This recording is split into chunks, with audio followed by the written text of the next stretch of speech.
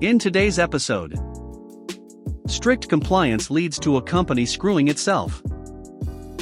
I'll take an everything burger. Go ahead, call my parents, alright then if you insist. So let's get started. Strict compliance leads to a company screwing itself. This is a bit long. There are elements of revenge here, but since I didn't have to do anything, I don't think it fits into any of the revenge subreddits. I worked for a major government contractor for a government agency. If I named the agency or location, it'd be pretty obvious to people with long memories and an axe to grind. I'd risen up through the ranks because I have good technical knowledge, and I have a knack for seeing a big picture view of big projects and seeing potential problems. I was very good at what I did. Many managers didn't like me because I pointed out problem areas, over 75% accuracy, and I stated facts without regard for management politics. I didn't suck up. Some managers gave fair-haired boy, a suck-up, credit for my work, which I'd done before fair-haired boy was even working on the project. Then they desperately needed my technical expertise on a very large procurement, 8 digits. I wrote most of the technical specifications, identifying risk areas and the consequences of bad procurement decisions. Fair-haired boy dismissed my arguments as no big deal and we can work around that, so management ignored me and ended up buying inadequate equipment. I was reassigned again, and fair-haired boy was given what should have been my job, with a promotion and big raise. My parting gift to the project managers was a detailed memo highlighting every technical problem that I foresaw in that development and how it could be avoided. It was a very long list of nearly 100 watch items, and they ended up hitting almost all of them. As usual, management ignored me. Due to company rules and a lot of prior excellent personnel performance reviews, management couldn't fire me immediately, but I could tell I was being set up for termination. I was assigned a job to work directly with the customer as liaison, actually sitting on the customer site. Management figured I'd be an irritant and distract the customer from the company's issues. In the meantime, I'd keep our company informed about what the customer was saying behind closed doors, and I was supposed to tell the customer what was management wanted me to say was happening in the company. Management intended it to be a do-nothing job to keep me out of sight, out of mind. I don't do do-nothing jobs. I took it seriously. But after a couple of months, management told me in no uncertain terms that I was not permitted to answer the customer's questions about what was going on inside the company on the project, and that I was not permitted to talk at internal company meetings where the customer's needs were being discussed. I was muzzled and set up for failure, or so they thought. Now comes the malicious compliance that ended up with revenge. When asked by the customer, instead of X or Y is happening, my responses were pretty much like, I am not permitted to tell you whether the project is significantly over budget, and management won't let me tell you whether or not the company is dropping design requirements for features A and B. I explicitly complied with management's directive of not answering the customer's questions, but I slipped in enough hints in my non-answers that the customer knew where to look and what questions to ask.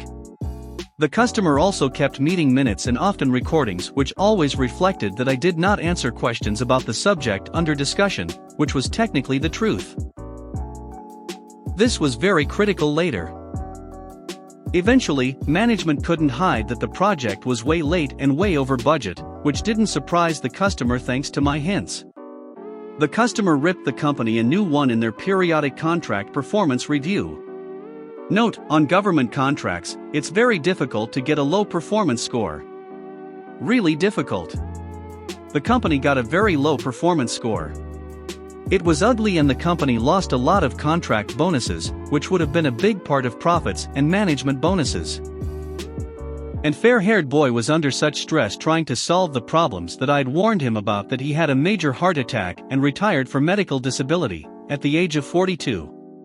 It was a bad heart attack. Naturally, management wanted me to be the scapegoat so they'd get to fire me, but the customer liked how I worked, and they protected me with very careful language in the performance appraisals, basically, that the task I was doing was the only task in the company that was performing effectively and everything else stank to high heaven. Upper management didn't dare fire me, or they'd anger the customer even more than they already had, possibly to the point of having the contract taken away for non-performance. One particularly nasty manager who really hated me had to give me a significant pay raise and bonus because of my work. The fallout from the review was bad enough that corporate headquarters did some management shuffling, and a few of my antagonists were suddenly gone. The raise and promotion ended up not mattering because the customer hired me directly working on the same project, but on the government side. This caused management to crap their pants because I knew all their dirty secrets and tricks. But I never ratted on any of the managers or company dirty laundry. I didn't have to. My new coworkers had previously figured out where to focus their attention and what questions to ask to get past the company's bullshit. I complied strictly with the terms of my separation from the company and gave away no secrets after I left the company. One of the best parts was that in meetings, all I had to do was put on an evil grin and the company managers would practically shit themselves, wondering if I was going to unearth one of their skeletons. I never did, I just liked watching them squirm. They got paranoid about being caught trying to lie to the government that they were admitting bad news up front. Because of bad performance that management admitted, it got even worse for the company. They decided to try letting their legal hounds on me for violating company non-disclosure agreements, but the customers' meeting minutes proved that I hadn't. The contract was restructured to eliminate several blind spots the company had used to their advantage. The customers' oversight of the company rose significantly. Profit margins on the contract shrank. Several of management's favorite employees suddenly had resumes on the street because their protection was disappearing. Even more managers retired or found other jobs. It was glorious to watch, doubly so because I let them do it to themselves. And I was extremely happy in my new job, where I still work. I'll take an everything burger. My first job was waitressing at a 50s diner-style burger joint. I think I was about 16. It was a sweet gig. My coworkers were generally nice, the customers were a mixed bag. Though we did have one homeless guy that would come in and do our food challenge weekly for a free meal.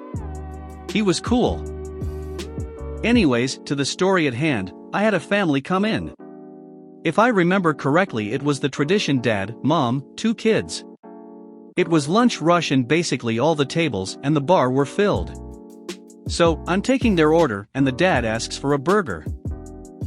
Me, what would you like on that burger? Dad, everything. Me, well, we have a lot of options. I gesture to the menu section containing the topping choices. The dad does a once-over, clearly not long enough to read, looks back at me and states, "Dad, everything." At this point, I should note we had a bunch of choices.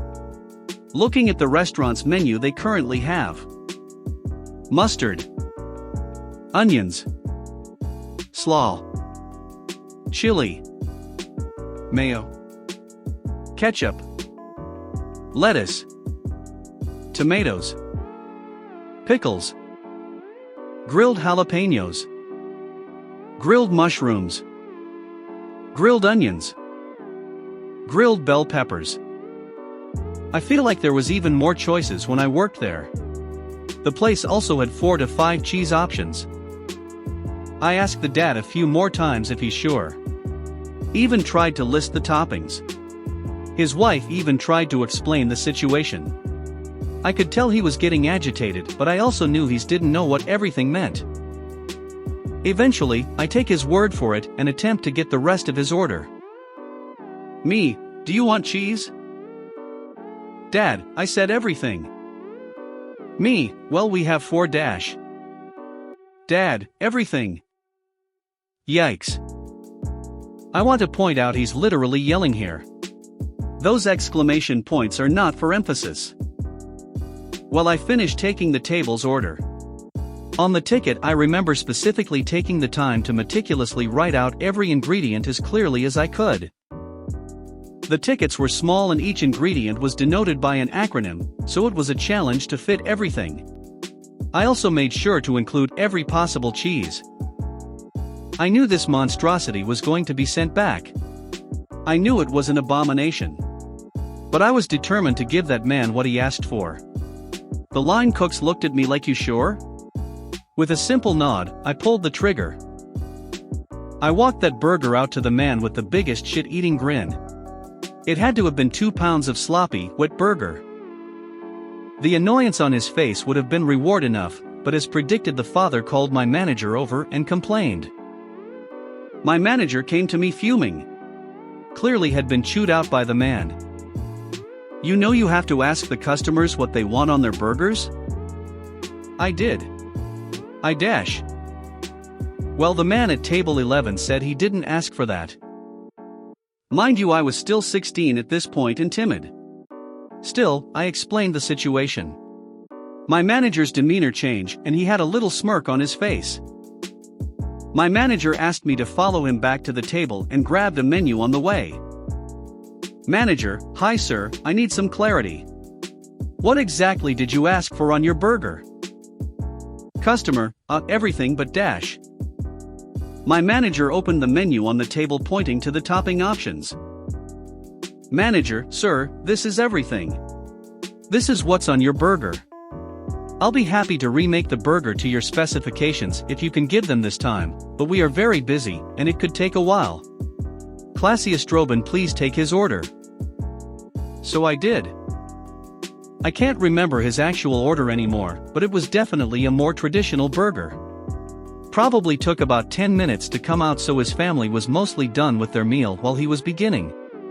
We could have taken another burger off the line to make his, but why make a chill table wait? Go ahead, call my parents. Alright then, if you insist. The background: this happened a few hours ago. I work at a large chain of pizza restaurants. Let's call it Pomino's Dizza. Like most places, we get a few prank calls a week from pre-teens. Usually it doesn't bother me, and I'll go along with it because it gives me something to do when it's slow. But being a Friday night, we were busy and I wasn't having it. Me will be me, and K will be kid. The events. Me: Hi, thanks for calling Pomino's Dizza. How can I help you tonight? K: Trying but not succeeding in holding in his laughter. Hey, is Mr. Wall there? Me: No sir, there isn't one that work here. K: What about Mrs. Wall? Me: Nope, none of those either. K: Then how is your building standing up? K: Laughter from him in background. This went on a couple more times with classics such as can I place an order to your sister's house? And the classic is your refrigerator running? Then you better go get it. Finally I had had enough. I let the kids know I was done playing games. Me: Alright, look, it says here that your dad's name is dad's name. We keep names and addresses of past customers and their orders in the computer for future orders just to speed up the process. If you don't stop this, I'll give him a call and let him know what's been going on. Usually this would stop the kids. I knew it did back in my earlier days of being a dumb kid. But some people just can't be bothered and have to push the envelope a bit too far. K: I know you won't. Go ahead and call him. Oh boy, he didn't have to ask me twice. I hang up the phone and get back to work for a little bit, knowing that the kid will be camped at the phone to answer it for the next 15 minutes or so. The compliance: I get back to work, free of prank calls from the kid. I should have left it there, having solved the problem, but hey, the customer is always right, and at Pomino's Dizza we always give the customer what they want. After the supper rush is done, around 45 minutes to an hour later, I fulfill the request. I'm still me, D is dad. Me: Hello, this is you / Kushlord 666 from Pomino's. How are you doing tonight? D: Not too bad. What's the reason for the call? Me: Unfortunately, we've been getting a number of calls from this number. We're really busy and it's pushing customers away because of the wait times. Can you please have a talk with who I assume is your son and ask him to knock it off? D: Oh goodness, I'm so sorry, I'll have a chat with him and his buddies. Me: Thank you so much and thanks for choosing Pomino's. At this point I think the story is done. Kid will get a talking to, won't do it again, and that'll be the end of it. Boy, was I mistaken. Around 30 minutes later, a man and a chubby kid around 12 years old come into the store. I don't think much of it, thinking they're just getting a few slices for a snack. They come up to the counter and ask for you /Kushlord 666. Me, yes I'm you /Kushlord 666. D, I think my son has something to say to you. The kid is visibly nervous. He keeps looking around the store, won't look me in the eye. K, I'm very sorry for calling you, I know you're busy and it won't happen again. Then to further the awkward suffering of the kid who I kind of feel bad for at this point, the dad places an order for carry-out, and sits in our small eatery section where the kid has to try and avoid eye contact with me for the next 20 minutes. Left me a good tip too. At Pomino's Dizza, the customer always gets what they want. If you made it to the end of the video, thanks for watching. Don't forget to like, subscribe and share, and we will see you in the next video.